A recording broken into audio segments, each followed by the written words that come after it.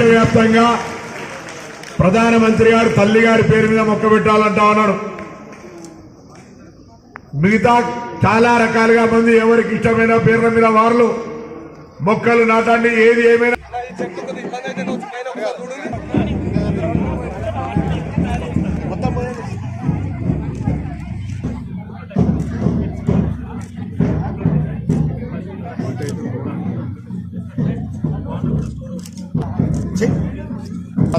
కొంచెం ముందు పడుతుంది పిల్ల. రకాలుగా మంది ఎవరికి ఇష్టమైన పేర్ల మీద వారు మొక్కలు నాటండి. ఏది ఏమైనా సరే మన ఇష్టమా, మన వాళ్ళ పేరు మీద ఇష్టంతో, కానీ మొక్క నాటడంతో పాటుగా పెరిగి దాన్ని పెంచడం కూడా బాధ్యత తీసుకొని ఈరోజు మనం అందరం కూడా భాగస్వాములం కావాలి.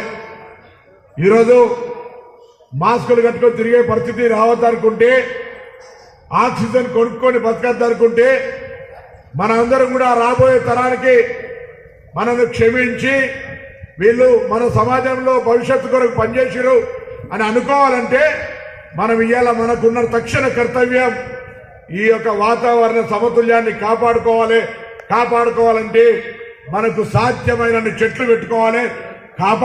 మనం జన్మించినాం, సమాజంలో బాధ్యతగా వ్యవహరించాల్సినటువంటి నేర్చుకునేటువంటి ఈ పాఠశాలల నుంచే ఇటువంటి సామాజిక కార్యక్రమాల్లో కూడా భాగస్వామ్యం కావాలి.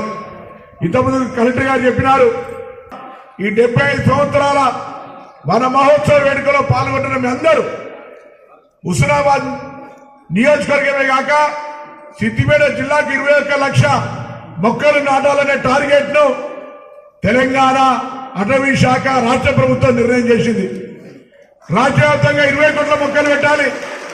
అందులో ఇక్కడ మన ప్రాంతం సిద్దిపేట జిల్లాలో హుస్నాబాద్ నియోజకవర్గం నెంబర్ 1 గా ఉండే విధంగా నేను హుస్నాబాద్ నియోజకవర్గ ప్రజలందరికీ శాసనసభ్యుడిగా, మీ బిడ్డగా, మీరు ఆశ్రయించిన పంపినటువంటి వ్యక్తిగా ప్రతి ఒక్కరు మొక్కలు నాటాలని సందర్భంగా విజ్ఞప్తి చేస్తారు.